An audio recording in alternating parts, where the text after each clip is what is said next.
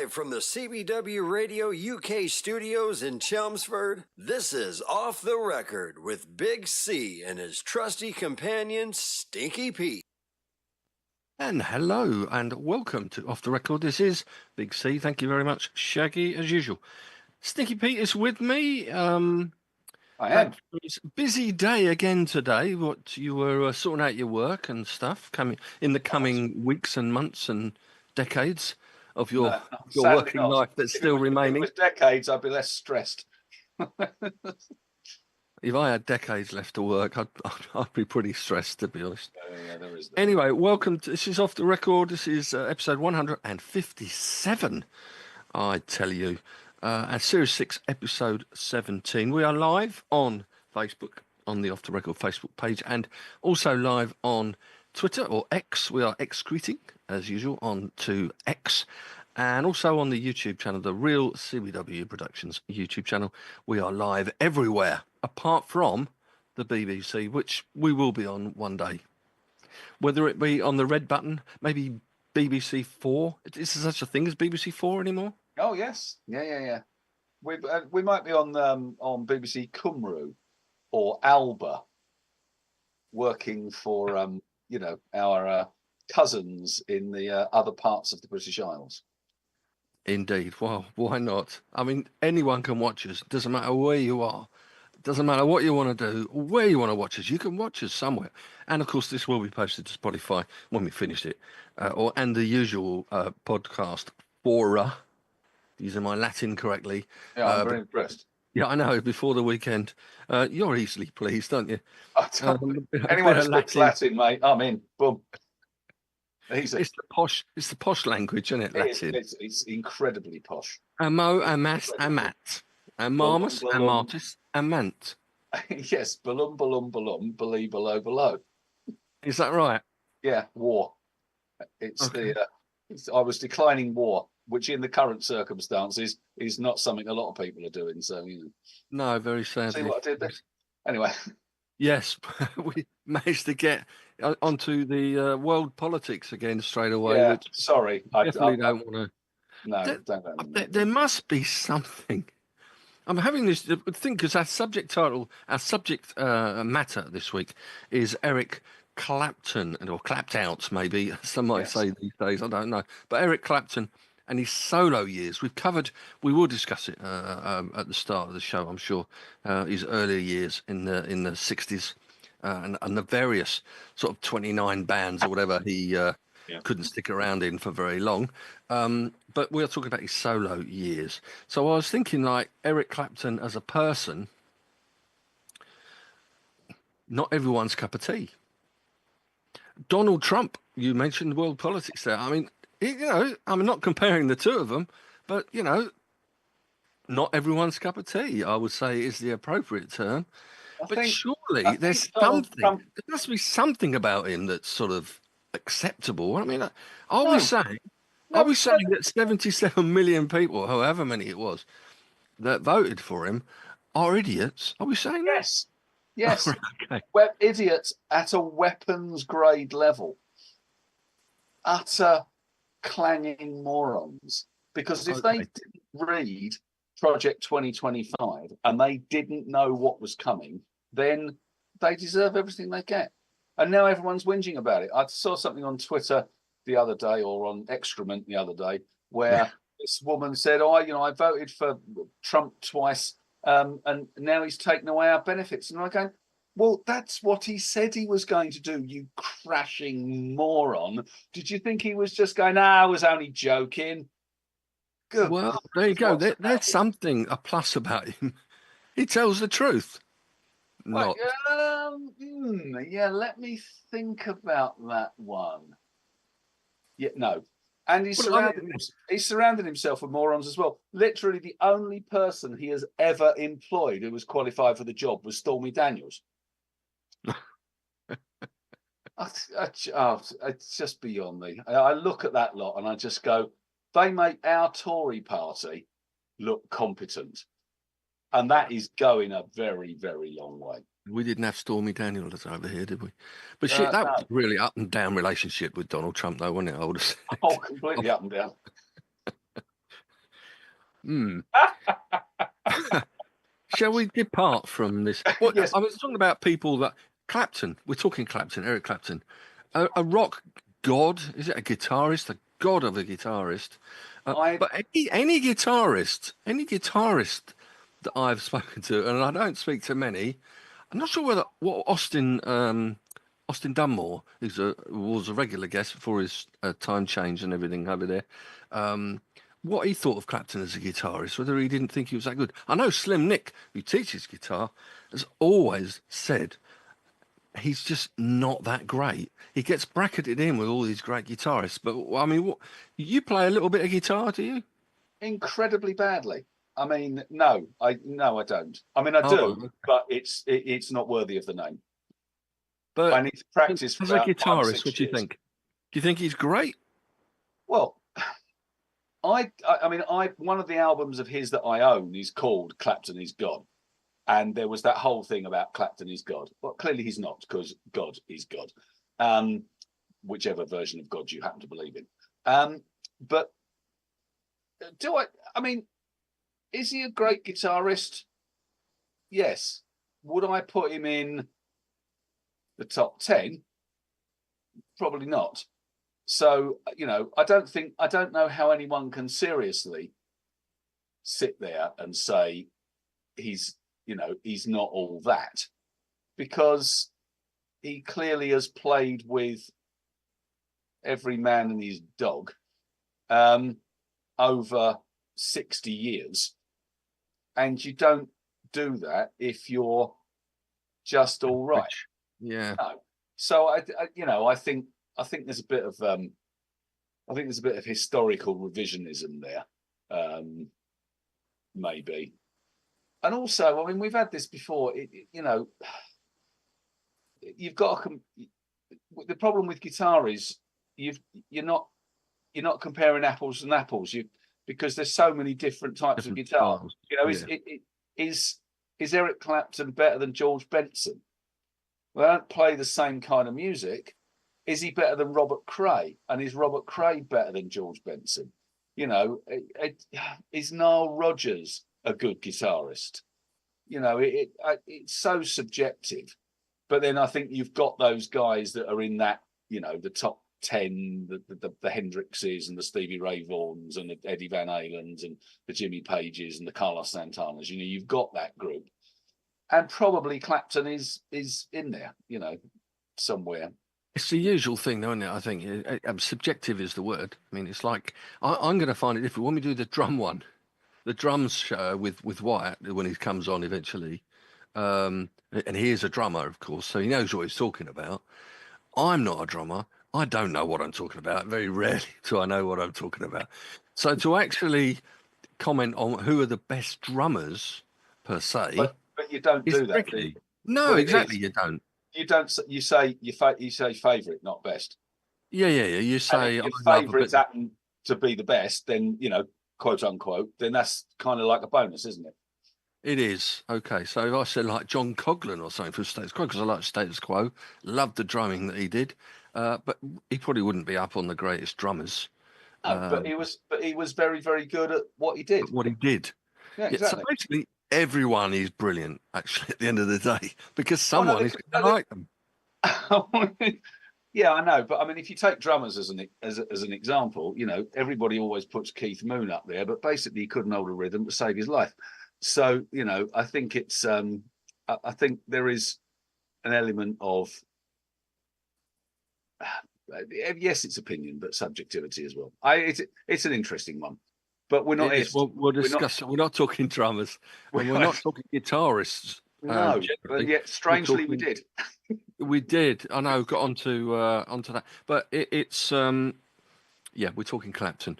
We have discussed his earlier work before on podcasts, but we can't go a whole show without. If we're talking about Clapton, we are aiming to sort of talk about the solo years and what he's done, and a sort of review of running the rule over it, if you like, his solo albums, of which I'm not 100% familiar with, to be honest, any more than probably you are. I wouldn't have thought. No, I'm not. I am. I obviously did my research because I take this podcast incredibly seriously. I know. I do know this. And basically, he's done a bewildering number of solo albums, and then he's also done albums where he's kind of collaborating. He's done a whole bunch of live albums. So, I mean, his stats are incredible. Did you kind of look at this? Yeah, I looked. I had a little scrimmage, if that's the right word. Scrummage is probably. Have you got his albums, his solo albums? Well, no, I didn't. I basically just picked out the ones I knew vaguely, and then I picked out the ones that I actually own, which is quite a story, because I was looking at Ultimate Rock magazine, and they did the top 20 Clapton solo albums, excluding the live ones. So it didn't include Unplugged. So it was just it was studio albums. Top 20 studio albums, and they did number 1 down to number 20. So beyond 18, 19, 20, they were pretty pants. And 2 of the albums which I own, which I really love, were numbers 19 and 20. Now I'm not quite sure what that says. Maybe I don't know, but they're the ones I own, and I love them. Interestingly, on that note, I know that you said, I can't remember the 2 you said now, but you probably tell us that the 2 studio albums. You said you had 2 studio albums of his and 1 collaboration, was it? Or well, no, I've got 1 studio album. I've got 1 collaboration, but they were numbers 8, 19, and 20 in the list. Well, I did this sort of prep over the weekend, listened to a lot of these things, maybe a little bit earlier this week too. And funnily enough, there are a couple of albums that I've got a really funny feeling. It's probably standard for you and I. Overall, I've written the word dull by it for the album. And these are the ones I think that I've chosen. That you thought they were brilliant. I love this. And actually, one of them was one of the collaboration ones you were talking about. Yes, I wasn't that keen on that either. Robert Johnson, was it Robert Johnson? No, there's he does one with BB King called Riding with the King, doesn't he? Oh, Riding with the King, maybe. Oh, that's all right. Yeah, don't mind that. And then he does The Road to Escondido with JJ Cale. I think that's the one. I wasn't so keen on that one, which I absolutely love. But anyway, we'll get on to that one when we come to the collaborations. So hang on a minute. So let's just talk a little bit about Clapton. So the man himself. No, right, okay. But his numbers are astounding. So for someone who is not a great guitarist, allegedly, according to some people, he has sold 280 million albums worldwide. He's sold 40 million in the US alone, and of those, 1 is diamond, 7 are multi-platinum, and 23 are gold discs. His Unplugged album sold 26 million worldwide, and it is the biggest selling live album in history. Yeah, I noted that. I did see that. This is for a guy who people don't rate. I know. Go figure. Go figure. I know. Now, there's a difference between not liking the music, which I totally get. Loads of people buy Queen albums, but not rating the music, the musicianship. The numbers suggest otherwise. I would humbly submit to the jury. Okay, on that quick note then, just to interrupt then, you talk about Queen. So would Brian May, would you say he was a good guitarist? Well, now, interestingly, I'm not particularly a fan of Brian May's. And actually, I think Brian May would say that he doesn't stand comparison with a lot of the best guitarists. He would, yeah, but he's quite a modest chap. Well, he is. But I mean, he's also very, very intelligent, way more intelligent than you and me. And so if he says something like that... Speak for yourself. Speak for yourself. Are you an astrophysicist? No. Oh, come on. It's not rocket science, is it? No. It's astrophysics. Yeah. No, but seriously, again, it comes back to opinion. Loads of people love the way Brian May plays the guitar, partly because of the fact that he's got his homemade guitar and it's kind of a unique sound. And I get that. I'm not particularly a fan myself. Brian May or Eric Clapton, I'll choose Clapton every time. But And how easy is it for you then? Because we know Eric Clapton has got his own views on certain things. He's a controversial figure in that respect. Can you separate the fact that he can be a bit of a moron at times, dangerously so in some cases, with the music that he produces? Well, I think there's two answers to that question. I have his autobiography, which, if you want to read a music autobiography, it's a very good one. Okay, and it's brutally honest, and so one of the things he's criticised for is the period when he was extraordinarily racist on stage. Everybody Early 70s, was it? Yeah, well, so his excuse for that outburst is that he was completely off his face on heroin. Yeah. And it was during that period from 1970, at the end of Derek and the Dominoes, and then 1973, when he kind of reappeared with the Rainbow concert, and then subsequently 461 Ocean Boulevard in 74.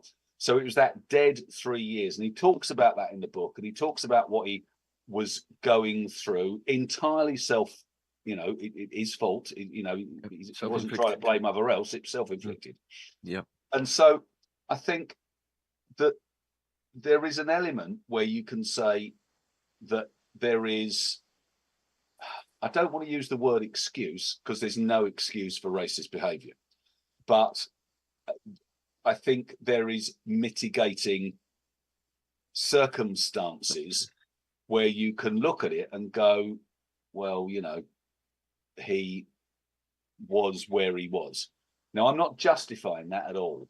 And I think that will always be held against him by people who aren't racists.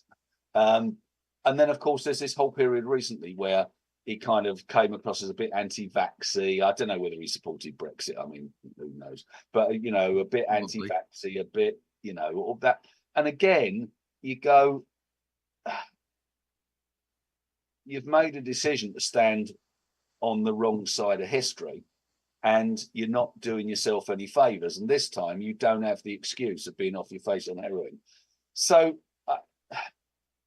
I find it easier to disaggregate him. Sorry, I find it easier to listen to the music and that not to be a problem than I do, for example, with Roger Daltrey, who I was never a fan of anyway. Pete Townsend was very, very definitely the talented one in The Who. And he's just a bit of a Brexity twat, and I can't stand the bloke, and I never could. So yeah, I think it is a different situation. And I think a lot of it is to do with Clapton's upbringing, which at some point, conveniently, I will share. Yeah, I was going to say, you've read the book, Monsieur Clapton. Why is he the way he is? What happened to him in his youth? I mean, what sort of what helped to produce Eric Clapton and the way he is? Okay, so without reading the entire book, just a little bit. No, just a little bit off the fly leaf. He was born illegitimate in 1945. Well, knowing that era, then being illegitimate was not what it is now, because no one gives a shit. And he was raised by his grandparents. He never knew his father at all. And until the age of 9, he believed that his absentee mother was his sister. Now, that, for me, if you talk about a troubled, difficult childhood. And in the autobiography, he talks about, school and being, very much into art. There's pictures. This is his art that he did. Okay. So he's a good artist and creative, but school wasn't for him, and he was truanting and got into all kinds of trouble and all the rest of it. But you look at his background, and you go, well, this is a kid raised by his grandparents, didn't know his father, thought his mum was his sister. That's a pretty difficult start in life. And it says, in his teens, his solace was the guitar, and he soon became a cult hero in the club circuits around Britain. And with the foundation of the world's first supergroup, Cream, in '66, he became a world superstar. Well, he was only born in 1945. He was a world superstar at the age of 21, having done all of the session work that he'd done previous to that as well. So basically, I think you can make excuses because his background was so difficult. And a lot of the mistakes he made later in life, the rock star lifestyle led to a darker side. In more than 40 years at the forefront, twice survived near fatal addictions to drugs and alcohol, death of his 4-year-old son, death of friends like Hendrix and Lennon, breakup of his marriage, disintegration of relationships with a succession of beautiful women. Basically, from a personal perspective, the guy's a train wreck. And then you have to go, but what did that do for the music? And for me, that's the mitigating circumstance. They thought his mother was his sister. It sounds very EastEnders, doesn't it? Really? Well, yes, exactly. But it wasn't. It was South London. It was actual real life. Yeah. So he's 80 this year, then presumably. Yeah, he is. Yeah, he's 80. Yeah. Okay. And of course, you say 21, he became a superstar in Cream, but he was with the Yardbirds before that, so he would have been in his late teens. He was with the Blues Breakers before them. So Blues Breakers, Yardbirds, Cream. Was the Blues Breakers before the Yardbirds? Well, it was all no. I mean, it wasn't. No, it wasn't before, was it? He went Yardbirds to Blues Breakers, but the thing is, it was all in such a short space of time. Yeah. Because it was like 64, 65, 66, wasn't it? But he knew what he wanted in the Yardbirds. He didn't want to be a pop star, which is what he thought the Yardbirds were heading towards. And that's why Jimmy Page left as well, for the same reason. Same reason, yeah. For Your Love was a big hit for them. Yeah. I think he contributed on it, but not much. Graham Gouldman's song from 10cc. But that was the way that the Yardbirds seemed to be heading, and he didn't want to know. He wanted to play the blues. And if nothing else during his career, whether it be with Cream, whether it be with Derek and the Dominoes after that, Blind Faith will be the same. Blind Faith. So it was Cream broke up in 1969, didn't they? Blind Faith's one album was 1969, and then Derek and the Dominoes was 1970. One album. Yeah, and then managed 3 with Cream at least. Yeah, well, 4 if you count the live one. But the interesting thing is that then at that point in 1970, when obviously he was off his face, and that was his lost 3 years. But that was also when he produced his first solo album, wasn't it? Eric Clapton was. So that's kind of. So I think.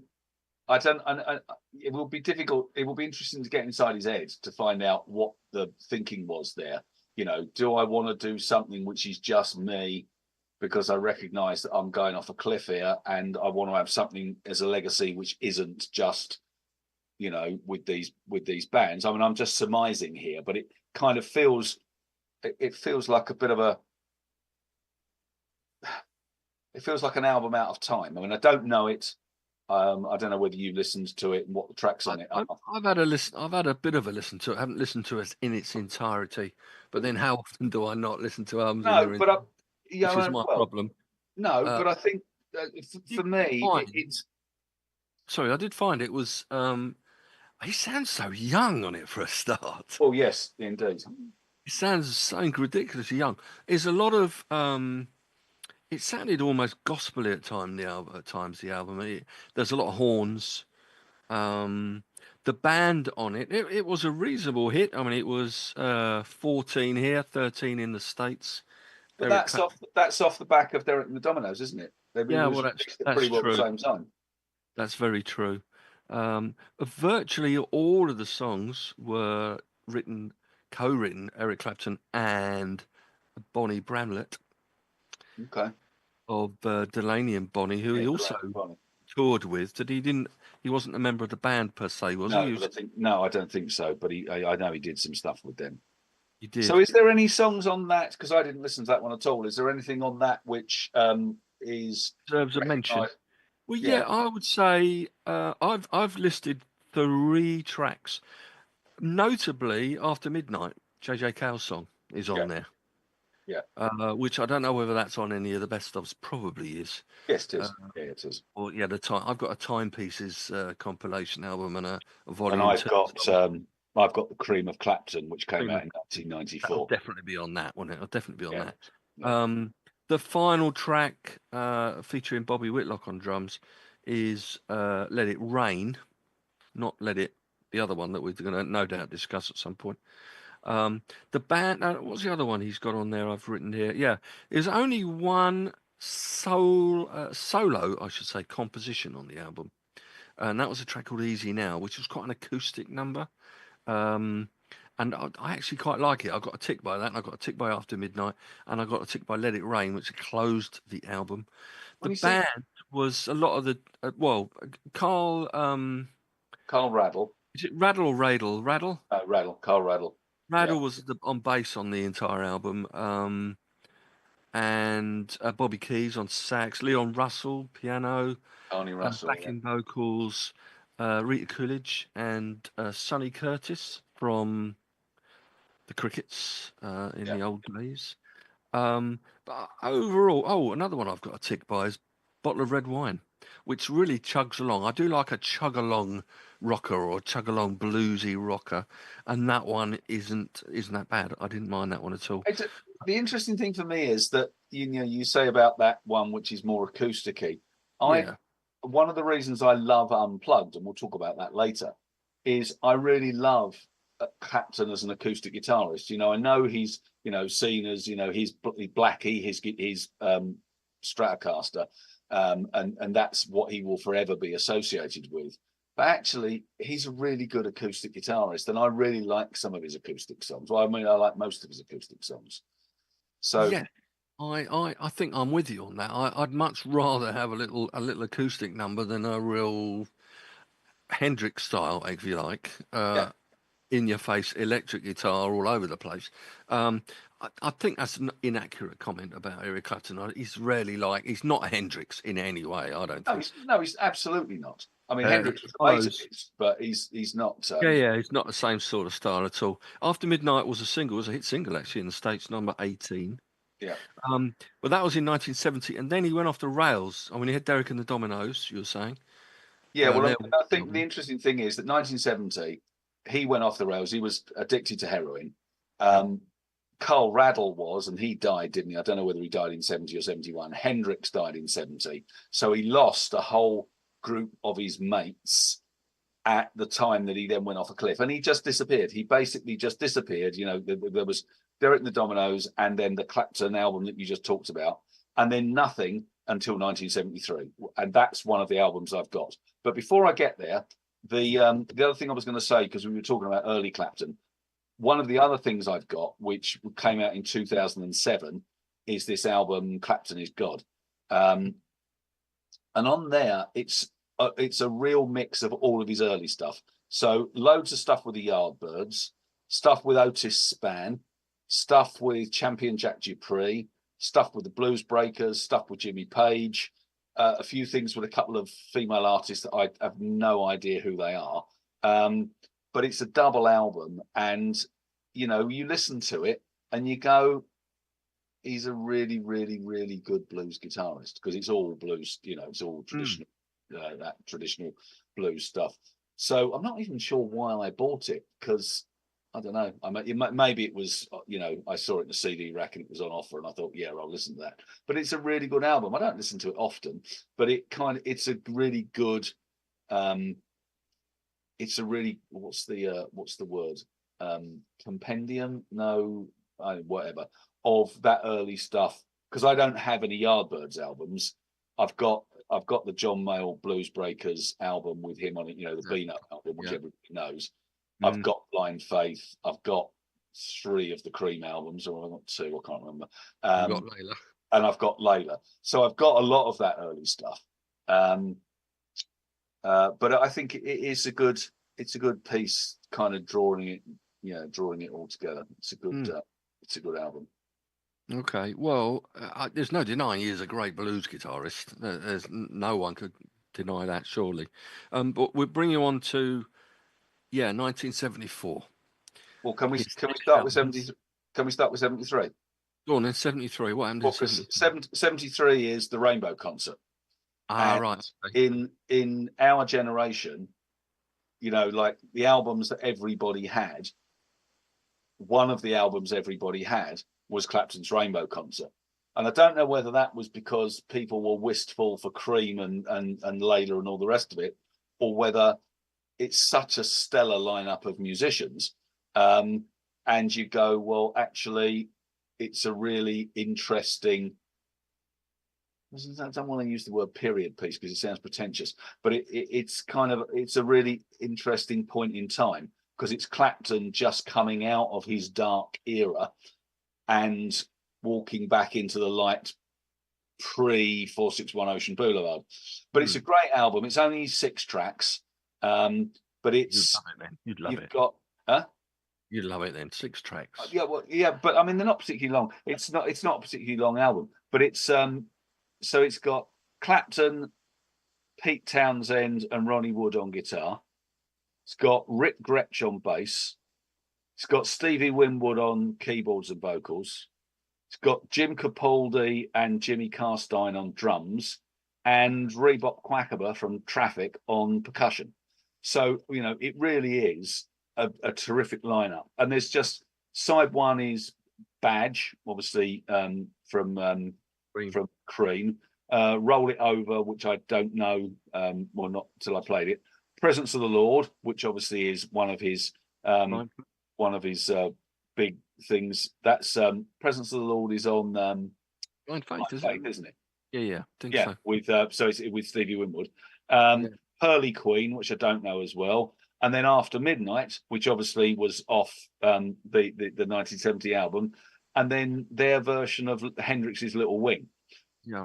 And it's very, I wouldn't often say that I prefer someone else's version of a Hendrix song, but I think the Derek and the Dominoes, I think I've said this in a previous podcast, I think Derek and the Dominoes version of Little Wing is brilliant, and the live version is even better. So, and I think for me, that's the album which is the break point between everything that had gone before and then the solo career that came afterwards. So it's almost like a dividing line in Clapton's history, before and after, and that live album kind of sits in the middle there. Well, I have to say, I didn't have a copy of that album. Not everyone in the 70s. I didn't until very recently when Neil. I still haven't actually, so I might have to have a listen to that. It's really good. Indicative of his that was the other album you said was like a summary, if you like, of his early. That's Clapton is God. But yeah. So the Rainbow Concert, came out in January 73. Yeah. One band he never actually performed with, obviously Slacker let this one go, was Traffic. You think he would have been in them as well, wouldn't you? Yeah. Been with everyone else. But there again, Traffic wasn't really his sound, was it? Traffic were much more jazz. They were much more avant-garde. They were much more big, long, extended jam stuff. I mean, I've got the Traffic live album. It's one of my favourite live albums, and they are, psychedelic. lots of more psychedelic. More psychedelic, but more jazz orientated, I think. Holy as well. They had a bit of everything, didn't they? Traffic, I think. Yeah, they did. Yeah, clever band led by a musical genius. But indeed, it was. Yeah. There we go. So that takes us into 1974, and his This album I do know reasonably well. His second album came out in July. It was a number one in the States, Indeed. a number three here in the UK, and the Yeah. album is and was the address where they recorded it. 461 Ocean Boulevard. 461 Ocean Boulevard, yeah. Wasn't it where In Florida. where he went to live when he kind of was getting himself back on the rails? I think it was. I think I think that's what the book said. I can't remember. I didn't. I only looked at bits of the book just ready for the podcast, but I didn't read it all back in detail. But yeah, I think Stigwood got him to go there, yes, didn't it's he? RSO. Yeah, it's on Yeah, RSO. RSO. It's on RSO and Stigwood. I think he also then got the Bee Gees to use the same place when they were recording their main course album. Yeah. Yeah, Golden Beach in Florida it was actually. Now there are some great tracks on this album, and a few singles, or a couple at least, hit singles. Generally, a bit like Elton in a way. He had bigger hits in the States than he did here. Yeah, but that's not a surprise. His sound is American. His sound is, not Cream isn't, and maybe Blind Faith isn't, but Derek and the Dominoes is. You think that is? Oh, okay. Well, the Bell Bottom Blues, maybe. Yeah. Yeah. It's an American sounding bluesy album, and a lot of his later stuff. Yeah, and a lot of the stuff he did was traditional blues covers as well for these. Yeah, Robert Johnson and all of those old artists. No doubt. Yeah, I think he, he's a Brit who conquered America in the same way that a lot of Brits did, but he did it by sounding American. So do you? I don't know whether you have any knowledge of tracks on this you might know, or I just you're better off doing this, because I just literally looked through the albums and it kept on talking about all these different tracks, and I was thinking, I've got all of the I thought I've got all of these on the compilation album, or I've got them on other things, or the unplugged album, and so I thought, right, you'll have done your research, so we'll leave this bit to you. Well, there was the opening track is a good one, which is like a traditional arrangement of Motherless Children. Yeah, good song. And that was with Carl Raddle as well. So obviously he wasn't dead by then, I wouldn't have thought. When did he? Well, he must have died shortly thereafter, because he No, actually he was still alive he died in 1980. So really? Another 5 or 6 years. Mm-hmm. Amazing. May 30th, 1980. Couple of hit singles from it, one of which was a number one, both covers. He did do a lot of covers on his solo albums, as we'll no doubt be discussing. The number one hit, and it was a number 9 here in the UK, so top 10, was a cover of Bob Marley's song, which is I Shot the Sheriff. I Shot the Sheriff. I Shot the Sheriff. Which apparently I was reading, Bob Marley was opposed to his girlfriend's use of birth control pills. So the words, and he replaced the word doctor with sheriff in the end. But the lines, every time I plant a seed, he said, kill it before it grow. Was how the song came about. I Shot the Sheriff. Number one it was in the States. And the other cover of the Johnny Otis show, I think it was Willie and the Hand Jive, which was a top 30 hit in the States. Yeah. That's a good song. Willie Down Willie, yeah. Cliff Richard did a version of Willie and the Hand Jive, but that is definitely another story, I'm sure. Yeah, let's not go there. We're already lurching into forbidden territory here. we always slip it in, don't we? We always slip it in because it's the 1970s. So let's slip it back out again. Yeah, we've slipped it out. There's a Robert Johnson cover on this album too, which is Steady Rolling Man. I got a tick by that one. There was a nice slow song, a Charles Scott Boyer song called Please Be With Me. Maybe some of these I'll play in the morning show actually tomorrow. I don't know, because there's no point in me playing all of the songs that everybody knows necessarily. It'd be interesting to throw a few different ones in. And Willie Dixon's song as well, which was Elmore James' song. I Can't Hold Out. What else was there on there? I think they're the main ones. Yeah. But so it's a good album actually. I quite like 461 Ocean Boulevard. Yeah, I mean, Of all his it was albums, him. it's probably one of the better ones. It was him coming back with a bang. Yeah, It was. absolutely. Yeah. And even the next album, which was the following year, again, well, actually, funny enough, this was a bigger hit in the UK than it was in the US.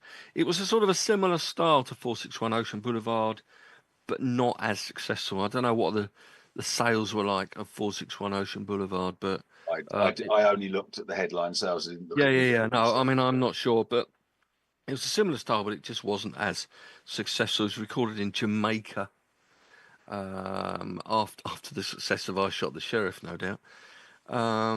Is this There's One in Every Crowd? There's One in Every Crowd, which originally Eric Clapton, talk about guitar god, or I am God, or whatever it is, Clapton is God, was intended to be called the world's greatest guitar player. There's One in Every Crowd. But RSO didn't like the full title, so it was just abbreviated to There's One in Every Crowd. And more covers on there. Blind Willie Johnson. Why do these old soul singers all have a description of at the beginning, like blind or little or I big? think probably he had the description blind because he was in fact blind. Maybe he was blind in that case. This is something blind Willie McTell. I mean, it's a bit of a giveaway. Not blind Stevie Wonder, though, is it? You know, but he wasn't a Southern American blues man. No, these true. were all guys from Tennessee and Arkansas and Shittsville, Missouri. So they're allowed to use those kind of names. All right, Carl Raddle's on this album as well. So electric he's not dead. And bass. No, he's not dead. That's clearly not dead. Clearly he wasn't. At least I'm guessing that he wasn't dead when he recorded this. So There's One in Every Crowd? Was that 75? That was 75, March 75, and there was one hit single in the UK, which of course the English rugby team and the crowd sing. Swing Low, Sweet Chariot. Swing low, sweet chariot. What a great song. Come forward and carry me home. Yep, great song. Something like that. Yeah. I'm not a rugby fan though. I know you are. You like every sport, I think, don't you? I watched 3 Six Nations matches back to back last weekend. Right, there you have it. Yeah. No, I'm not for the egg-shaped ball in general, actually, for either side of the pond on the whole. And anything else? Another bluesy, slower chugging song. I like to use that word, chugging. It's called Little Rachel. Right. Backing vocals on the album. Don't know whether it was the first time they were on it, but regular backing vocals of Marcy Levy, who was also, or she went on to be called also Marcella Detroit. Yeah, Marcella Detroit. One half of Shakespeare's sister with Siobhan Fahey from Bananarama. Yes, and Yvonne Elliman also on backing vocals. Great singer. And did I say Elmore James? I think the Elmore James song, "The Sky's Crying," that's also on There's One Every Crowd. So presumably Yvonne Elliman was there because she was part of the RSO stable, because she was then on Saturday Night Fever. Saturday Night Fever as well, which was a couple of years later, wasn't it? As well as being Mary Magdalene in Jesus Christ Superstar. So, which you loved. Yeah. I remember you discussing that you had the soundtrack on your Desert Island, didn't you, or something? Or you had it on... It's yeah. Or it was an album for that year, whatever it was. The first album I ever bought. Right, okay. I mean, do you have anything else? No, because it's another one I don't know, and I don't know anything off the next one either, which I'm assuming it's 1976, is it? 1976. I mean,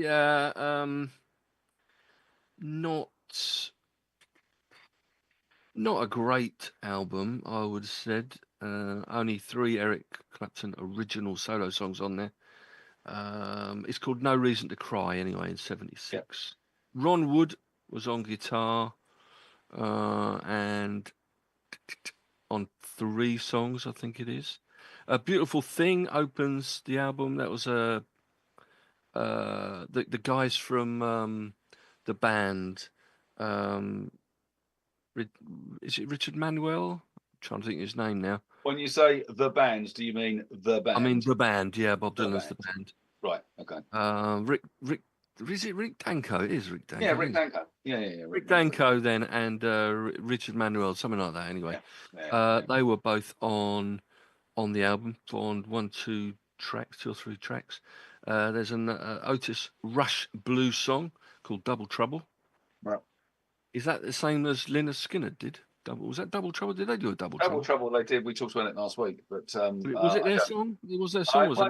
I think it's their song. They must. But I mean, Double Trouble is a fairly, that's a pretty rocky, sort of bluesy song title. Yeah, song title. There were a couple of singles that nothing really stunning. Hello, Old Friend in '76, May 24 in the States, and there was another single called Carnival, but I know nothing about that one. And that brings us therefore on to 1977. Yes, and we know this one, do we? I mean, this is. I think if you look at the albums before the one that I own, which was 1998, then you've got Slow Hands, and then you've got a couple of others which are very well known, and then a whole pile of stuff in the middle which I know nothing about. So if you said to me what were, because when I looked through this list, I had no idea he'd released so many, because they just passed 22 studio albums. Yeah, but if you said to me how many, which albums do you know, then 461 Ocean Boulevard and Slow Hand would be 2 of the 4. So, that's. Slow Hand is the 1977 album, and still probably to this day, studio album-wise at least, one of his most commercially and critically successful albums, I would say. Slow Hand. Slow Hand being his nickname. Yes, guitarist Eric Slowhand Clapton. Eric Slowhand Clapton, and probably 3 of his very well-known songs are on this album, and there are a few others as well that are pretty good too. But the 3, no doubt, that will be on your cream of Clapton, I'm thinking. Yeah. The first, another J.J. Cale song. Cocaine. Yeah. Which was a number 30 hit in the States. Yeah. The album actually got to number 2 in the US, only 23 here in the UK. The song I'm going to mention now is one that I think I'm right in saying, you hate immensely. Really? Yes. Wonderful Tonight. Was it you that didn't like it, or do you mind it? I don't hate it immensely. Okay, I exaggerate. No, I just think I think it's overplayed, and I think that it's become the song that Clapton is known for, but it isn't anywhere near his best. So I totally get why it was as successful as it was. It's a song you could dance to, late at night in a, whatever. And it's a good song, but I just don't think, for me, it's not in his top 20. And yeah, I just think it's overplayed. Yeah, well, you see, I would have it in there. I just think it's great. I think it might have been your brother Jazzy Jeff actually, didn't I? It could have been. We did a slow dance theme when we were off once, and I might have mentioned "Wonderful Tonight," and I think he probably raised his eyebrow, or both eyebrows. I think very possibly. It's quite possible when I mentioned "Wonderful Tonight," but I love it. It's a very pretty, mellow ballad, isn't it? It is. Yeah. His voice, it's a perfectly great voice. Yes. Understated voice, I would say, on it. It was a hit in the States at 16, and a hit in the UK. It got to 30, but only a live version of it in 92, I think, was a hit, but not on the Unplugged. I don't think it was on the Unplugged album. But yeah. And it's actually his most prolific Spotify download, 450 million streams. Not a surprise. 450 million people can't be wrong. Well, they can, because probably a million people downloaded Bohemian Rhapsody, and as we all know, that's shite. But anyway, can we just have 2 minutes on Clapton as a vocalist? Yeah, go on. Because I think you make an interesting point. His voice is really good. I generally prefer bands where there is a lead singer, because that's what they do. It's what they're trained to do. Now, we've had the debate about whether they're good singers or whether they're just interesting singers, and don't want to go back down that route again. I'm not necessarily a big fan of guitarist singers, because a lot of them don't sing very well. A lot do, but a lot don't. But I think that Clapton, along with Dave Gilmour from Pink Floyd, I think those two are both,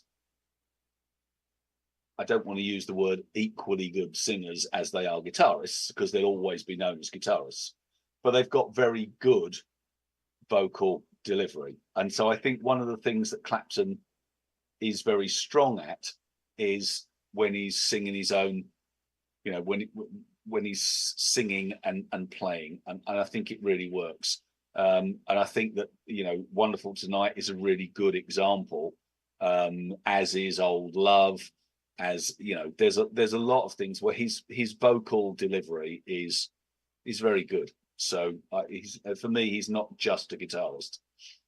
No, well, as I said earlier, I think it's a great vocal performance, and it's interesting about vocalists. Also, guitarists, you're not generally keen on them singing because they're not so good. But I don't know whether Eric Clapton, I don't know about Dave Gilmour. I know more about Eric Clapton than I do Dave Gilmour, probably. But they probably, I mean, Clapton, for example, on this, you wouldn't really know him as being a guitarist necessarily. You just think of him performing the song. He might have a guitar at his shoulder, and he might do a few licks in between lines or whatever, and a bit of a solo, but he's not sort of, doing all sorts of stuff and riffing and strumming or whatever. I mean, not too much, too complicated while he's singing. Maybe that's why this one sounds the softer voice that he had, and he's good. Yeah, and I think the other thing is that, given what we know about his history, and he basically, because of his very difficult childhood, he picked up a guitar, locked himself in his bedroom, and came out when he played like himself. I think that when you do that, as you probably did, and as I did when I was learning guitar, you learn things that you know how to sing, and you sing along as you play.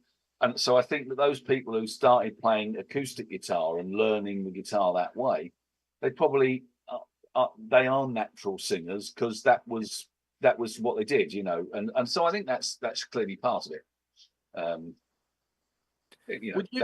Are you a fan of, less of a fan of the really big, because a lot of these big rock bands, heavy rock bands, hard rock bands, cock rock bands, as they might be called, they often, some of the songs I prefer are the ones where they're just doing a slow ballad. Now, coincidentally, they're the ones that are generally a lot bigger hits, and they get to number one. I'm talking about Extreme and More Than Words. I'm talking about Mr. Big and To Be With You. Poison, Every Rose Has Its Thorn. A lot of these bands, they have great slow ballad things, and they appeal to a bigger audience, don't they? I just love the ones that they do, the soft. I like the rocky ones as well, but I do maybe prefer. I don't know where you stand on them. You don't mind them either. I mean, I like both, but I agree with you. I think that the ones that end up being the big sellers are the ones which appeal to a wider audience. Not everybody's going to listen to a Poison album, but everybody knows Every Rose Has Its Thorn. So I think, no, absolutely. I think that's right. All the grannies love Every Rose Has Its Thorn. Now, the other big hit on there is, despite the grammatical error in the song title, is one of my favourites also. Co-written by Marcy Levy, actually, this one. is Lay Down Sally. Or Lie Down Sally. We should be Lie Down Sally, I know, but you tell Eric. Give him a call. Well, he truanted at school. What do you expect? It's a country blues song. And most of his band are American, sort of South American. It's not South American, but Southern American, I guess. Southern states. Yeah, that's the one. And Clapton said that it was the closest he could get. Being English to a sort of a Tulsa sound because of all the band he had. But yeah, it's a good song. Great song. Lay Down Sally, which I don't have the chart position, but does anyone care? I don't. No, I don't. I'm not sure I care either. And there's a John Martin song on there, which is a nice, soulful, gentle song. May You Never. An Arthur Crudup song, Mean Old Frisco. Arthur Crudup, of the guy that wrote. Oh, was it? No, it wasn't. That's All Right, Mama, was it? One by your favourite artist. It could have been My Baby Left Me, actually, but mind you, he also sang that, Elvis. But yeah, and I noticed there was a track called Peaches and Diesel, which sounds a little bit. There's a little bit of Wonderful Tonight in the melody, I found. Okay. And a little bit attempt at Let It Grow, which we talk about Let It Grow on 461. We didn't, did we? Because that's one of my favourite Clapton songs. Why the hell did we miss that out? It's one of my favourite ones too. But I didn't know it was on 461. Yeah, it's on 461. Yeah, great song. Yeah, absolutely great. With I mean the coda goes on for quite a while, doesn't it? A bit. That obviously is. Yeah, it does. That's obviously on the cream of Clapton. Definitely, Let It Grow. I think that will be my top 5 Clapton songs. I would say. It will be my top 5 Clapton songs as well. So I was going to play that tomorrow anyway, but you might request it, won't you? If you're going to play it, I'll request something else. So request something different. All right, okay. Yeah, Let It Grow, and there's a little bit of attempt at Let It Grow in that as well. And yeah, what else can I say?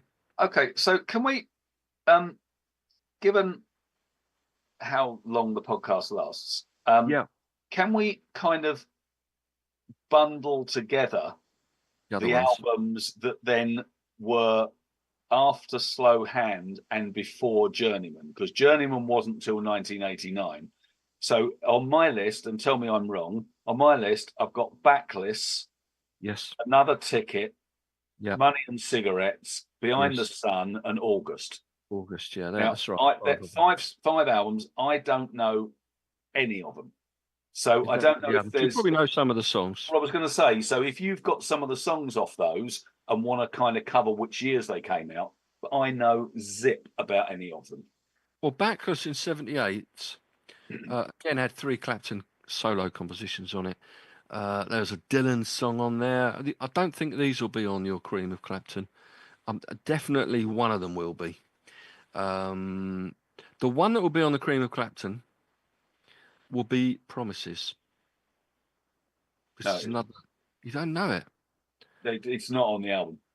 Oh, really? I'm surprised. Promises. It's not another acoustic-y, Lay Down Sally-ish kind of song. It was a top 40 hit here in the UK. It was a top 10 hit in the States. The only thing that it was detrimental for it, for me, in 1978 was it came out the same year as a Buzzcocks who had a song called Promises, which is nothing the same. Nothing at all. I can imagine. You can imagine it indeed. But isn't that frustrating when an artist releases a song with exactly the same song title as another song that you really think is really good? Now, Promises Buzzcocks is not probably up in that category, but it's a similar sort of principle. You have that in your mind, so you're almost comparing it. Maybe I prefer the Eric Clapton song, but you probably like Promises, actually. The other song on it, which was on the album, I got on a live album by Eric Clapton, the Timepieces Volume 2. Okay. Tulsa Time. Ah, yeah, no, Living on Tulsa Time. Yeah, I know Tulsa Time. You know Tulsa Time, yeah. Well, that's on there. Don Williams first sang it in '78, but there he was, Eric, with Tulsa Time. The album, by the way, again, the US won, number 8 in the US, number 18 here in the UK. And Barbie's saying she was a former rugby player. I must referring back to me saying that I don't get on with the rugby, but at least Stinky Pete does, Barbie. So you're okay. Great sport. Great sport. Yeah, I'm not sure whether I ever played it at school. It's one of those. Well, we didn't do rugby at our, we didn't do rugby at our school, so no. I vaguely remember holding a rugby ball once. So there Well, must have that's been because when Lionel Marsh took over as the PE teacher from Johnny Palethorpe, he was in the army and he did rugby, so he insisted we played rugby. But by that time, Hayden Davis, do you remember him? I do, yeah. Well, he was Welsh, so I'm sure he loved a bit of rugby. Well, don't start me on PE teachers because I wasn't a great fan of it. That'll take me off on a massive rant. We have. Oh, I love a rant. Purple tracksuited Nazis, the lot of them. Bloody PE teachers. At least they didn't have orange faces, though. They didn't have orange faces, and they didn't drive Teslas, so step in the right direction. Anyway, Hayden Davis. I remember having a football game. Just briefly, I'll just say this: had a football match that he was reffing, of course, as the PE master. Yeah, but also, because the other team were a player short, he played in the team, so he was playing the match and reffing. So I bet that went well. It made it interesting. And what happened? In the last minute, there was a bit of an infringement in the penalty area. Right. He blows his whistle to his team, obviously. Right. Blows the whistle and says, "Penalty! I'll take it." I remember saying that. And he blasted the ball in, nearly took the kid out into the car park. It was like... Anyway, that's Hayden Davis for you. Nothing to speak of really on the other album, in the 81's album, which is Another Ticket. Yeah. 20 in both sides of the Atlantic, but there was a US top 10 hit, I Can't Stand It. Oh, no, I Can't Stand It. I like that. That's a good song. Is it? And okay. I think that is on The Cream of Clapton. Right, okay. I'm surprised Promises. That's weird. I'm going to go and check it in a minute. You might have to blank me out while I sprint next door to get my copy. Oh, careful. Albert Lee was on guitar, and Gary Brooker was also on keys. Yeah. But there's a Muddy Waters blues song in there. Blow, Wind, Blow. Trying to read my own writing here. Yeah. And Hear Me Lord. Eric Clapton wasn't too bad, one of his songs. Next album, 83. Again, top 20, both sides of the Atlantic. He had a lot of top 20 hits and albums, didn't he? He did. Not a lot. This is Money and Cigarettes. This is Money and Cigarettes. Yeah. And after more rehab, I think. I mean, I don't know how many times he's been in rehab as Clapton. Twice. Just the twice. Just the twice. Yeah. In the 80s, maybe, and he basically called it Money and Cigarettes because when he came out, he felt that was all he had left. Right. And Albert Lee and Ry Cooder are on this album. It's almost like I don't know. I've written down here pub atmosphere about the album for some reason. I don't know why. Well, the title might have something to do with it, mightn't it? Maybe so. Maybe it's sort of a continuation, maybe, of his work with Ronnie Lane from a previous existence. He must have done a bit of work with him. There was one top 20 hit in the States, which called "I've Got a Rock and Roll Heart." Is that on The Cream of Clapton? Right. I'm going to kill off my camera. You talk to yourself, and I'm going to go and find out. Go on then. You get the album. I shall bring it with me. All right. Okay. Well, this is me, Big C, and I'm just going to be talking to myself. We are talking Eric Clapton on Off the Record, and running through the albums, his solo albums, has been a bit of a challenge because I don't think either Stinks or me have had a great knowledge of them all in their entireties. But I've skimmed through these ones that take us up to the Journeyman album, which was in 89, which I think Stinks might know a little bit about. Behind the Sun came out in 85, and this was produced by, or co-produced by, Phil Collins, no less. It was. And no doubt he's on the drums. It was a top 4. Oh, we win it. America 34, UK number 8, the album. The single on it was Forever Man. I bet that's on there. Right, now I have now got the aforementioned Cream Clapton album, and Promises is on it. Which it is on it. Okay, there you have it. And also, I Can't Stand It. I Can't Stand It as well, which is the one you said you liked from. Right. So the stuff that is Clapton solo is Cocaine, I Shot the Sheriff, After Midnight, Swing Low, Sweet Chariot, Lay Down Sally, Knocking on Heaven's Door, Wonderful Tonight, Let It Grow, Promises, and I Can't Stand It. Okay. Which album was Knocking on Heaven's Door on then? I haven't got that written down as a single anywhere. I mean, I know it was. That sounds like a mid-70s one, doesn't it? Yeah. Was that not on something like Slow Hand? Or it wasn't on 461, was it? I don't think it was, but it might have been. I thought I'd have written that one down. Let's have a check. All I know is it's one that I used to play with my mate John Harris when we were doing various acoustic stuff at the youth club and church camps and all that sort of thing. Knocking on Heaven's Door. And Guns N' Roses did it as well, didn't they? They did. A not very good version of it in comparison with the original. Yeah, true. Mind you, I'm not a fan of their version of Live and Let Die either, for obvious reasons. Well, it isn't as good as McCartney version, but it's not bad. And their version of Sympathy for the Devil is very good. Knocking on Heaven's Door, Eric Clapton recorded his own version, which was released as a single in August 75. Right, so it's a single in 75. So was it on No Reason to Cry? No. Was it on There's One in Every Crowd, or was it just a non-album single? No, I think it must have been a non-album single. Oh, well, there we go. Well, it was featured on the Timepieces, the best of Eric Clapton, which is the album I've got, actually. Right. Well, it was that's obviously why I didn't mention it, because it's a single on its own. It's on the Cream of Clapton, which was 1994.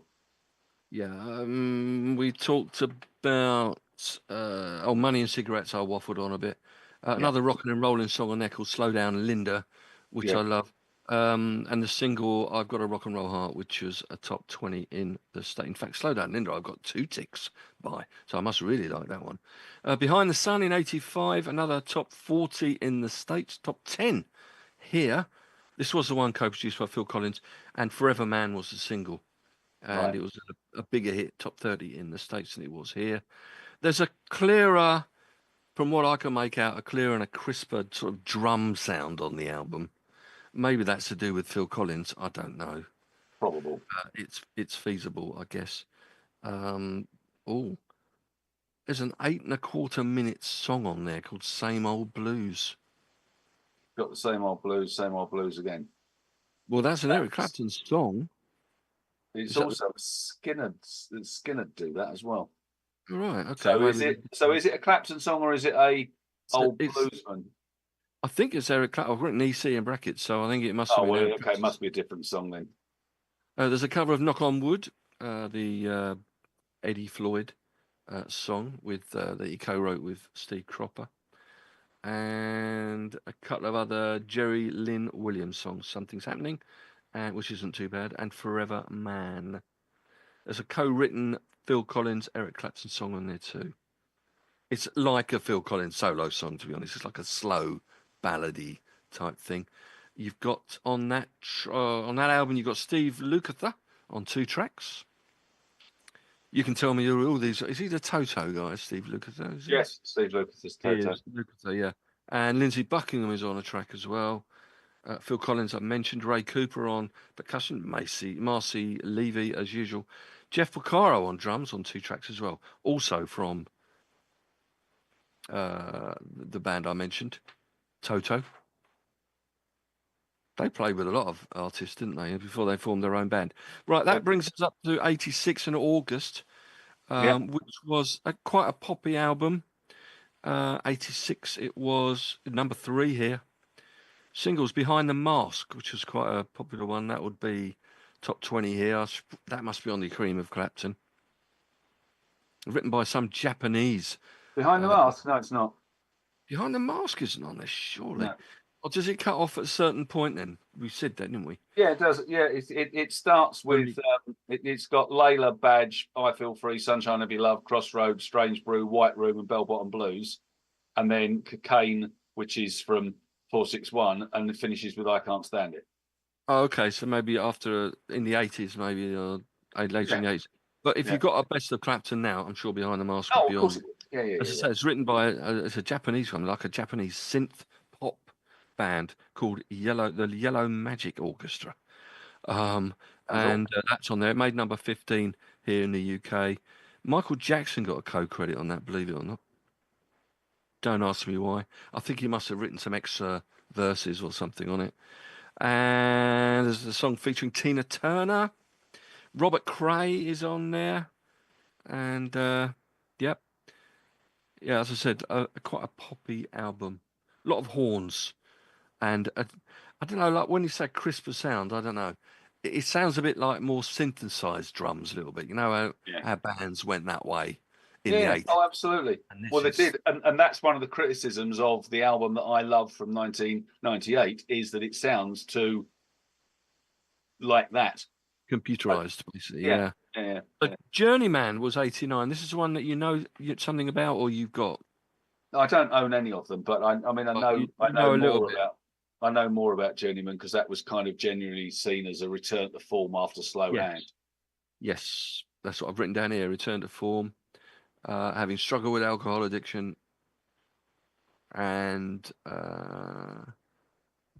he found sobriety basically, didn't he? After, and here he is back with Journeyman. The Village Voice, a magazine or paper, Village Voice, weren't too keen on it. Although it made number 2 here, 16 in the States as an album. Don't know whether it had any hit singles on it though. They said, I quote, Layla and 461 were obviously flukes. He has no record-making knack. So he farms out the songs, sings them competently enough, and makes them and marks them with his guitar, which sounds a lot like Mark Knopfler. So I don't know whether that was a great review. That's not a brilliant review. It's a B minus at least. Mark Knopfler's a great guitarist, but I think that's a bit rich, frankly. Yes, I agree. Pretending was a single on there, and Bad Love. Bad Love, good song. Yeah. Co-written with Mick Jones of Foreigner. Oh, no, that's the wrong. Not the Leeds United striker, Mick Jones. No, Mick Jones from Foreigner. Yeah. Okay. Mick Jones from Foreigner, and again Phil Collins is on drums. And one of the bluesy songs on there that I love is also on Unplugged. This we'll come on to, no doubt. Yes, we'll have time. Obviously, we will, because we'll make time for Unplugged. Before You Accuse Me. Yes, which I love. It's a great song. Yeah, Els McDaniel song, I think it is. But yeah, absolutely love that blues song. That's Journeyman in 89. Right, so then you've got a big gap to 1994 for the next solo album. So in between Journeyman in 89 and From the Cradle in 94, there were 2 very important events. Important event number 1 was 1991, where he brought out 24 Nights, the live album. Now, I don't have it, but it was recorded over 24 nights out of a 48-night residency that he did at the Royal Albert Hall back end of 90 into 91. And I was phoned by my now sadly departed friend, John, who said, I have got a spare ticket for Eric Clapton tonight because Helen, his wife, is my oldest friend, couldn't go. She was working. He said, I've got the ticket. Do you want to go? So I said, okay, I will. So I didn't know at the time when I went that this was going to be a legendary event in rock music because it was, well, for a start, Prince Charles and Lady Diana were there at one of the gigs. but Clapton's love affair with the Royal Albert Hall is the same as Joe Bonamassa's love affair with the Royal Albert Hall. He's played at the Royal Albert Hall 211 times since 1964. Huh. So it's very much his favourite venue. But that night, when I saw them live,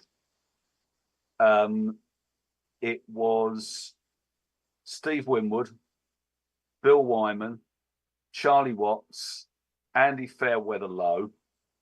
At one point, Jimmy Page and Jeff Beck joined him on stage, and Chuck Leavell was on piano. So I can't remember. It's kind of a long time back now. I can't remember whether I was there. I don't remember Jimmy Page being there.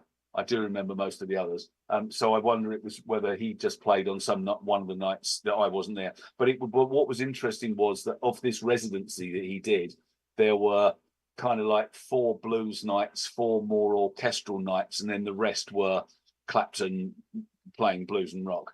So it was kind of like a legendary thing, and it was like 24 nights straight, booked the whole place out. It was all sold out. So I was very lucky to be there, and it was a fantastic concert. These 211 gigs at the Royal Albert Hall, I wonder I was at one of them. Well, you must have been. Saw him at the Albert Hall. I saw him with a massive supergroup, actually, in 2002, I think it would have been. This was at the Concert for George. Yes. Okay. So Andy Fairweather-Low being there as well. Well, he and Andy Fairweather-Low, but Andy Fairweather-Low often plays with him. Gary Brooker was there. Who else? Billy Preston, Paul McCartney, I think that was his name. Ringo Starr, Jeff Lynne, Eric, and Joe Brown was there as well, and Danny Harrison, George Harrison's son. Obviously, the concert with George Harrison, who died the previous year. But since we're talking about the Albert Hall and we're talking about Eric Clapton, we're talking about live, we might as well talk about Unplugged, which came out in '92. Yeah. So that's before the next studio album, and the next studio album is almost like a follow-up to the massively successful, as you said, the biggest selling live album of all time. Yes. I mean, Unplugged, which I absolutely adore. As do I. One of my favourite live albums ever. And no doubt I will want to put in something from that tomorrow. You'll probably... I know Jeff has asked for the acoustic version of Layla, but you might want that as well. I don't know. No, I'm going to have the acoustic version of Old Love. Oh, okay, fair enough. Yeah. Which album was Old Love? Or Alberta, which I love because Alberta is so, hang on. Yeah. And then he starts again. And it's so natural. Well, I'll tell you what, I might be playing that anyway, Alberta, because I think I love that Alberta, and it links in nicely with San Francisco Bay Blues, which I just love as well. I do. Well, I mean, the whole album is faultless. There isn't a duff track on it. It's just, it was one of those, like, I think I've told the story before, but my friend Ian, who died at the back end of last year, you remember Ian Theodorson, who was at school with us? He died last year. But I remember I went to his house. It was like me and Rowena, and then the oldest 3 or 4 kids. And they lived in, I don't know, Snares, somewhere, South Woodford maybe. We went in there and we were chatting away. And he said, I got this new album. And he said, see if you can guess who it is. And he played Layla, the acoustic version of, and that beginning bit, and then suddenly you realise who it is. And I said, is this Clapton? And he went, yeah, it's come out this week. And so he bought it, straight out the gate. And we listened to it and we loved it. And I said to Rowena, well, we'll have to get this. And I bought it a few days later. And I've absolutely played it to death. Everyone should have it. Everyone should have it. I always think, this was the first Unplugged album, the Eric Clapton one. It wasn't. But it wasn't. No. Do you know who the first Unplugged? Well, it was a whole series on MTV. Unplugged Performance, I think it was. No, I don't. But was Squeeze? It was Squeeze, believe it or not. Oh, was it? Yeah. So when did the Nirvana Unplugged album come out? Was that before or after? That was 94. I think it was a couple of years later, wasn't it? Later. think That's the other one I've got. That's a great album as well. it is. I just love a lot of I love the unplugged stuff. I do. Yeah, I really like that. Even I've got a Rod Stewart one. I like even that. But of course, around this time, sadly, he lost his son, didn't he, Connor? Yes, he did. And he wrote the song "Tears in Heaven," which did appear on the Unplugged album. It did. It was on a studio album as well, I'm sure, was it not? But I can't find it. I was looking for it. Wasn't it on From the Cradle? I doubt it, because From the Cradle was an album of total blues covers. Oh, okay. I know, and I don't know. But, No, it wasn't on there. But Unplugged, yeah, good stuff. If you've got an Unplugged song, you said Old Love, so you can request that for tomorrow. Yeah, superb album. Everyone should go out and get a copy of that. It's a great album. It's just fantastic. It's for me, it's flawless. You know, there is not. Yeah, it's just brilliant. And Andy Fair with the lows on that, and Chuck Leavell on the keyboards. Yeah, and Chuck Leavell's fantastic on it. On Alberta, yeah, from the Allmans. He was in. Was he in the Allman Brothers? He played with the Allmans. Yes, he was. He played with the Allman Brothers band. Okay.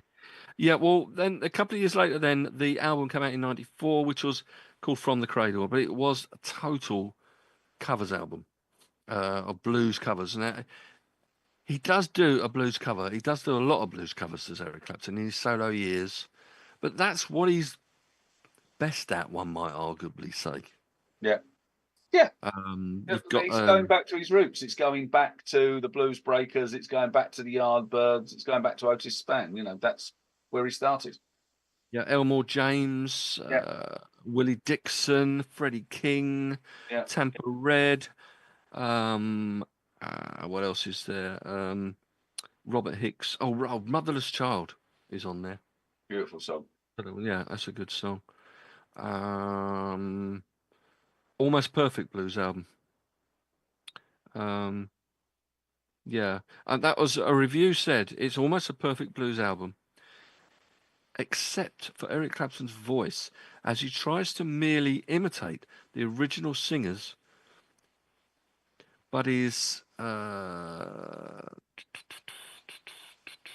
little bit. Well, he's overly emotive. And I can't laboured. That's the word I must write a little bit better. But he's laboured and overly emotive. Yeah, They call it flawlessly faithful, but rather boring. But see, this isn't an album I got dull by. That's coming up. That's coming up if we get onto that quickly. So that's From the Cradle from '94, and I think I'm right in saying, what did Unplugged get? Did that get to number one? I think it was a number one in the States, but only a number two here, or something crazy. I think. Yeah, it was number one in the States, number two here in the UK. But in 1992, everybody was listening to the bloody Happy Mondays and all this nonsense, weren't they? So, or Nirvana, maybe. Well, yeah. But anyway, this was number one both sides of the Atlantic. I don't know whether he made it on any other album, but From the Cradle was number one both sides. Getting on to Pilgrim from '98, which is the one that you do. Well, okay, so I bought Pilgrim. I think again the week it came out. I heard a track on, it must have been on the radio, and thought I really like this, and I just bought the tape. And I bought the tape, and it was in our big Land Rover Defender that we have to cart all the kids around in. And so it very much became the soundtrack of loads, 3 or 4 years worth of family holidays, driving to Cornwall and up Norfolk, or where it was mostly Cornwall in those days, Devon. And it's really nice driving music. And if that makes it boring, then I was just going to say, what is it? Okay, right. So when I did my driver awareness thing last week, the motorway course. Yeah. I had a really interesting conversation with the lady who ran it, who was brilliant. And she was saying about, how do you deal with stress and things? And I said, well, I listen to music. And she said, what sort of music? And we had a laugh, and I said, well, Led Zeppelin and all the rest of it. And she said, that you drive faster if the music is above 80 beats per minute, so you need to listen to something less. And I said, so like Tangerine Dream, and she laughed, and everyone else in the room hadn't got a clue what we were talking about, but she was my age, just a little bit younger. But then I thought about it afterwards, and I thought, well, what was the stuff that when we got all the kids in the car and we were driving, what was the stuff we listened to and it was stuff like Pilgrim. So I think it's got 14 tracks. I think it's got 6 or 7 outstanding tracks on it. Now, I understand the criticism of it in that it is so laid back, it's horizontal, and that it is recorded very much using modern recording techniques. So it feels very much like a studio album. It doesn't have that immediacy of vinyl in a room. I totally get all of that. But I just think it's a really strong set of songs. And My Father's Eyes, which is the first song, which I think he does with Amy. I think it's Amy Stewart singing. I absolutely love. It's one of my absolutely favourite Clapton tracks. But Pilgrim itself is just this really slow thing, but it's got this hook in the back. This do do do. And it just repeats and repeats and repeats and repeats and repeats, and it drills itself into your head. Now, I understand why some people wouldn't like that, but for me, it's absolutely hypnotic. And when you're driving, it was absolutely the kind of music to just be in the zone. Broken Hearted is a beautiful song. Going Down Slow is a beautiful song. Not quite sure what that's about. Needs His Woman is lovely. And then She's Gone is all. I just love it. I think it's a great album. I play it I bought it on CD maybe 2 or 3 years ago. I play it a lot. I love it. And okay, if people don't like it, it's fine. I think it's a brilliant album. As I said to you at the start, I think there are a couple of albums. This was one of them. I've written down in brackets, dull album. So maybe because I'm not driving, I don't know. I mean, you should be listening to Radar Love or something, you know. I do listen to Radar Love when I'm driving, and I've got all my rock stuff. But the point I'm making is that sometimes late at night, driving on the motorway, you don't want to be listening to that. You want to be listening to something a bit more soothing. And Pilgrim ticks all of those boxes. Okay. I understand why people don't like it. I get it. It's very different from 461 Ocean Boulevard and Blind Faith and all the rest of it. But that doesn't invalidate it as a body of work, and I think it's a really nice album. I've written down here, if I can read my writing, subtle grooves rather than raw power. Yes, that's exactly what it is, and that's what I like about it. It isn't riffy. It isn't riffy. But, opinions, we know what they say about opinions, don't you? Yeah. Yeah, everyone's got one. No, they're like bum cheeks. They come in twos. Like arseholes, yeah, everyone's got one. What opinion? I don't do opinions. I don't really get them. It's a bit like the taking offence thing. What does it mean? Well, have you seen that brilliant Steve, the comedian thing, talking about being offended? Yeah, well, Ricky Gervais does a good one as well. But I can't stand Ricky Gervais, but but this Australian guy, he absolutely nails it. I think you sent it to me. I think I did, yeah, on YouTube. I think you sent it to me once. Yeah, it's fantastic. But I mean, if you're offended by something, how do you actually feel? I mean, what is that about someone? If I said something to you that you then said, "Oh, I'm offended by that," I mean, what is it about it that makes you feel in a certain way? Offence is always taken. It's never given. Never given. I know, but why do people say they're offended? I don't get it. I mean, is it because you think you should be offended? You think other people will be offended, so I think I better be offended, because it doesn't actually mean anything. But we're getting off the point here. But opinions are like that for me. It's quite important. People get offended by stuff. I get offended by Kate Bush. A lot of people don't understand that. That's fine. I'm not asking you to be offended. I'm just saying I'm offended. It doesn't affect anybody else. It affects me. It doesn't matter. What does it make you feel like when you're offended by Kate Bush? How do you feel? Feelings? Okay.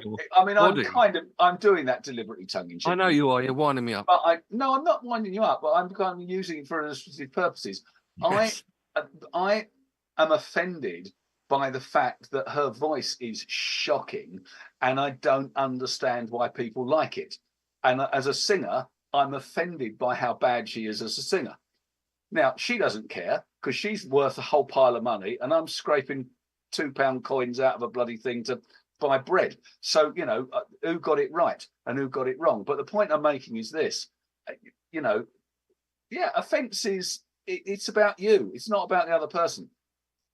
I just find it weird. So I think opinions are a bit like that with me. People will say that. Well, I just go back to what we said at the start. Right, I was talking about like with Donald Trump or with Eric Clapton and his sort of racist rants he had in the 70s. I mean, people are offended by it, but I mean, how does it make them feel? Opinions are a bit like that. Someone likes something, but I don't, and I don't. But it doesn't mean anything to me if someone doesn't like. Someone says the Beatles are overrated. I know they're talking a load of nonsense, and I'm happy with that. And just let them get on with it. Basically, it's their opinion, and nobody cares. It means nothing. An opinion. No, basically. Everybody's entitled to an opinion, and I don't know why people get upset about it. This is the whole thing with this Ange out debate. If your opinion is that he should go, that's your opinion. And, could you do a better job? No, of course you couldn't. But it's your right to have that opinion. You pay your money, you go to the football matches, you don't think it's good enough. Fine. That's your opinion. I don't care. All right, let's get on. Let's get on with a couple more Claptons before we finish it. I've got an album in 2001, Reptile, which was a top 10 both sides of the pond. You've got Andy Fell with the long guitar again on most tracks. You've got Paul Carrack on keys on the title track of the album. Yep. Now, my writing is definitely bad. I definitely read that as Dolly Parton, but it actually says Billy Preston. Well, Billy Preston, Dolly Parton, they're very vaguely similar. They're American.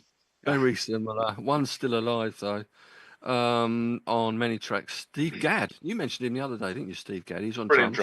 Brilliant drummer. And The Impressions on backing vocals. So that'll be the Curtis Mayfield mob. Yeah.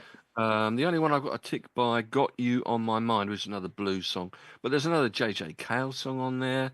There's a slower jazzy song on there called Find Myself. Yeah. They got a cover of the Stevie Wonder song, I Ain't Gonna Stand For It. I Ain't Gonna Stand For It. And a couple, and James Taylor song as well on the album. No hit singles. 2004, we've only got, another couple left, haven't we, to go? There's not many. There's Me and Mr. Johnson. Yeah, nothing to speak of on there, I don't think. Have you? Sessions for Robert Johnson. Yep. And then he did a follow-up to that, didn't he? And Me and Mr. Johnson is basically an album of Robert Johnson covers. Yes, that's right. Yeah, yeah. It is. And then Sessions for Robert Johnson is the follow-up to that. Yeah, and I've just put a question mark by that because I can't find any really information about it. When was that released? I've got it down as 2004. Right, okay. So then so was Mr. and Mrs. Johnson. Right. Then you've got Back Home. Yep, in 2005. Right. And then you've got Clapton. Yes, in 2010. Right, hang on. So stop. Okay, so between Back Home and Clapton, you then had his the thing he did with J.J. Cale. Oh, right, the Escondido. Right, The Road to Escondido. Right, 2006. Right. Now, when I read this thing in Ultimate Rock, they said that this was proof that basically what it said was that it was the worst of the Clapton albums, and it was proof that J.J. Cale wasn't all that. And I'm sitting there going, no, excuse me. 5 is a classic album. And how can you say that J.J. Cale is not all that? That is the most ridiculous assessment of anybody. It's your opinion. But you're wrong. I'm not offended. They're just wrong. No. But so, and again, it's real traditional back roads, southern states, dirt blues. So Danger, which was a single, and so was Ride the River. Heads in Georgia is my favourite track on the album. It's Easy, which is another good song. Anyway, the Wind Blows. It's 14 tracks. Again, it's music that you just shove on in the background. It doesn't demand anything of you. It's two guys who obviously got a lot of respect for each other playing the guitar together. and it's a very, very good album. And people are entitled to their own opinion, and to say it's boring, it's not. It's Backstreet Dirt Blues, and it's not boring. It's just the genre that they play, and they're very good at it.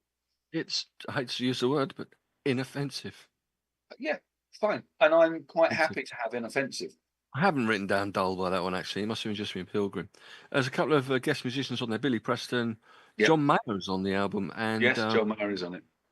Derek Trucks. You mentioned Trucks from well, Derek Trucks is the son of Trucks from Warner Brothers band. Warner Brothers. Yeah. Grammy winner was this album as well in 2008 for best contemporary blues album. Yeah. Since we're on the collaboration albums, he did do one in 2000 with B.B. King, Riding with the King. Riding with the King. Yeah, which I know also nothing won a about. Grammy. He also won a Grammy. Well, Riding with the King itself, John Hyatt's song, isn't bad, but it's best traditional blues album it won the Grammys in 2001. So you can sort of guess the sound. I mean, there's so many albums that sound a bit like that, though. Yeah. To be honest, does that leave many more? Old Sock we've got here. Yeah. No idea. Clapton in 2010, another blues covers album. So he did so many of them. There was that's home, isn't it? It's him going back to his home screen. Definitely. Some show tunes even on it. Autumn Leaves is on it, a jazz standard, and that's his soft voice coming out again. It's an Irving Berlin tune, How Deep Is the Ocean? Lock and Chair, Hoagie Carmichael. Top 10, both sides of the Atlantic in 2010. Old Sock came out in 2013, didn't have any hit singles. One thing about the Escondido, actually, one thing I did say, it was it featured the last recordings of Billy Preston before he died, actually. Right, okay. JJ Cale, is he still with us or is he gone? I think he died. Did he die last year or the year before? I saw him I saw him live in Brussels. It was one of those ones where I was working in Brussels and he was playing at not the Ancienne Belgique. Where was he playing? Beaux-Arts, the Palais des Beaux-Arts, or Beaux-Arts as it's called. Okay. And I noticed he was playing, and I was out for lunch, walking if I was working, and I wandered in, and there was a bloke sitting on the reception, and I said, "You ain't got any tickets for left for JJ Cale tonight, have you?" And he said, "Yeah, 3." And I said, "Right, thank you very much. I'll have one." €25. Boom! I was 4 rows from the front. Nice. Yeah, it was in Brussels. Yeah. In Brussels. Right. So yeah, Old Sock. I've got nothing on. Some more old classics. There's a Paul McCartney song on there. Features him anyway. And then Steve Winwood is on the Still Got the Blues, which is the Gary Moore song cover, which is a great song. Covers. Another JJ Cale song. Yeah. That was the last recorded output before his death. So that was in 2013, Old Sock. Yeah, so he must have died in 2014, 2015. Then I Still Do. I Still Do in 2016. Again, still having top 10 albums in both sides of the Atlantic. A lot of covers and originals on that. Alabama Woman Blues, 2 JJ Cale songs. It's quite a slower paced album, which is actually, this is the other album I'd written in brackets dull. So it's obviously not a great fan of it, me. And then horrifically, he did a Christmas album. Yeah. I know nothing about that. I know nothing about it, and when I saw it, I was so horrified I nearly had to go and be sick. Because the end when you do a Christmas. Well, when you do I mean, there's just no excuses for it. I mean, when did it come out? 2018, so just before COVID. Oh, well, so actually that explains why he went mental during COVID then, didn't it? Yeah, maybe so. He just recorded a Christmas album and everything went down the shitter. Yes. All done in a blues style. Away in a Manger, White Christmas, Jingle Bells, Silent Night. No. Have yourself a merry little Christmas. Sounds awful. Then he had his mental breakdown talking about don't have your vaccines and stuff. Did he not apparently reportedly claim that the vaccines made him go completely numb or something, his hands, and he couldn't play the guitar or something? Was that what he was complaining about? I've got no idea. You don't care. This is what annoys me with it. You know, especially having done all the work for the WHO and ECDC and all the other medical people, the European Medicines Agency. Basically, you know, there is a tiny percentage of the world who will react negatively to a vaccine. It happens. It's the law of percentages. It's a tiny number, and all these tinfoil hat wankers then make it into this huge, great thing. It does my head in. They need taken out and given a damn good slap. And that's not an opinion. That's fact. Okay. And post COVID, his most recent album came out last year called Meanwhile. Yeah. Anything decent on it? Any decent songs? Pompous Fool. It was the opener, which he co-wrote. I'm not talking to you there. I was. It's okay. I'm not offended. Not offended. No, all right then. And he did a song with his other wanker cohort, Van Morrison, on the album. They did an anti-vax song, didn't they? I think. I don't know what's on here. Anyway, this is called the Rebels.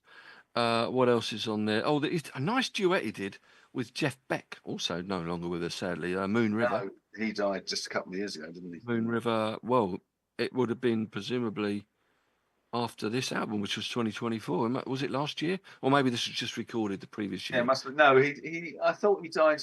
I thought he died in. Could have been 2023. Could have been. Yeah, I think he died in 2023. What else is there? Oh, Smile. That Nat King Cole did the song, which is okay. Actually, Charlie Chaplin's song, I believe that one. One Woman, which was co-written by John Bettis.